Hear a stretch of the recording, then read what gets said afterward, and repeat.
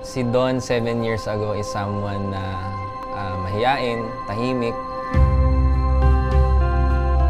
7 years ago, I was just asking myself, totoo ba talaga? Pwede ba talagang ma-achieve yung dreams? Yun.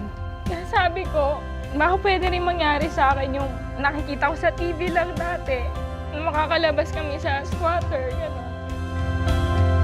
Kung sino ako before Yusana, malayong-malayo na kung sino ako ngayon. Siguro yung isa sa pinaka-importante na na-achieve namin is that we can focus on the more important things in life. Like family, like relationship namin, marriage namin. Yung comfort na nabigay ng Yusana sa amin and sa family namin and the options na ibigay niya, sobrang priceless na. Sobrang thankful kami kasi may mga taong naniwala sa amin when we were starting. Mahalaga pala yun, no? Kahit isang tao lang, 2 tao lang naniwala sa'yo.